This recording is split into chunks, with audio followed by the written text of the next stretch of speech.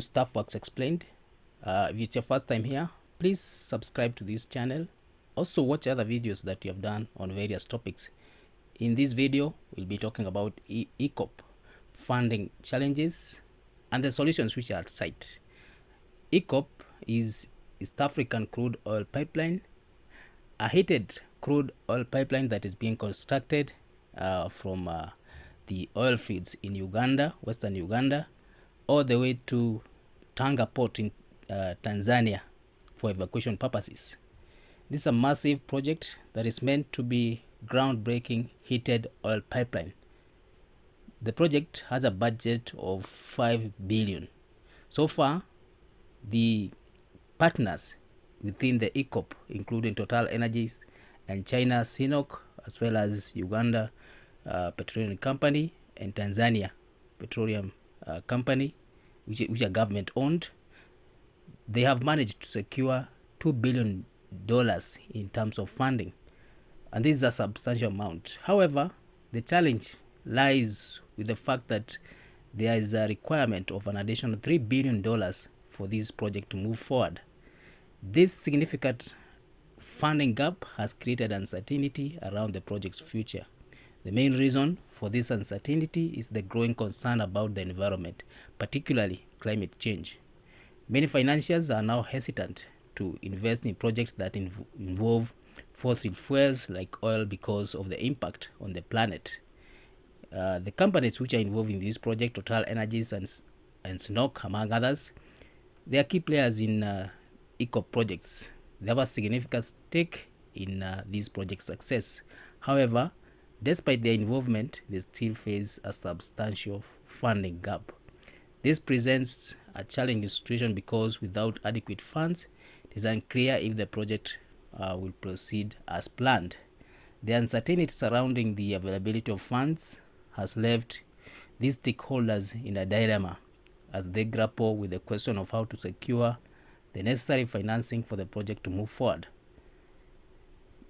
Maybe banks can help, or can they? Despite the uncertainty surrounding Eacop funding, there is a glimmer of hope. Some experts and stakeholders believe that banks from Africa and Asia could help in filling this financial gap. These banks have a track record of financing similar large-scale projects.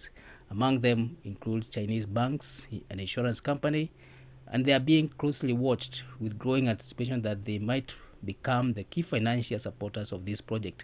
Their involvement could be crucial in securing the necessary funds for the Eacop construction. Big banks, the reason why these banks are probably being seen as potential funders is because big banks have said no to this project because of the impact it will have on the environment, especially emission of carbon into the air. Some of these banks include JPMorgan Chase, Paribas. They are reluctant to participate in this project mainly due to concerns related to environment, and they want to probably have a good reputation out there. This shift in financing options has created a void that needs to be filled, and entities like Industrial and Commercial Bank of China, ICBC, Stanbic, are now tasked with the challenge of finding new sources of funding. Main worries have been about the environment. Eacop has not been without controversy.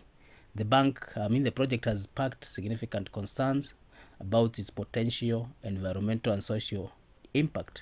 One of the major concerns is the substantial amount of CO2 emissions or carbon emissions that are expected to result from this project, including emissions from the external eventual use of oil by consumers. The project's own environmental and social impact assessment have raised vague concerns about its potential negative impacts on biodiversity and livelihoods of local communities. These concerns have these concerns have only been amplified by the Stop Eacop campaign, which has garnered support from local communities and civil society groups advocating for human rights and environmental issues in the African region and beyond. China might be a solution, as seen by some experts. Chinese banks and companies could hold the key to Eacop's financial stability. The involvement of Chinese entities in the project has been growing, with significant investment and participation in various aspects of the project, including construction and supply chain activities.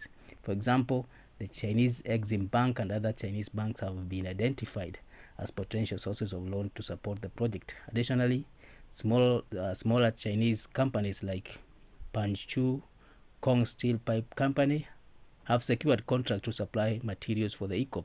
This project increasing Chinese participation is indicative of China expanding footprint in the project. Eacop funding challenges are not isolated but exist within the context of a changing global energy landscape. The world is increasingly transitioning away from fossil fuels towards cleaner and more sustainable energy sources.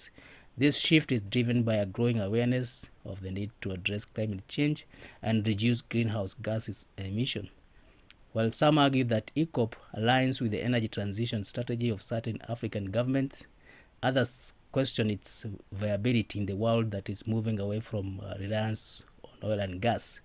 The project fit is intertwined with these broader global energy trends.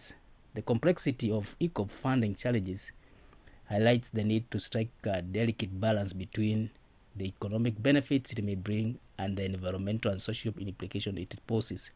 Achieving this balance is critical for the project's success and its ability to address both the region's energy needs and global imperative to combat climate change.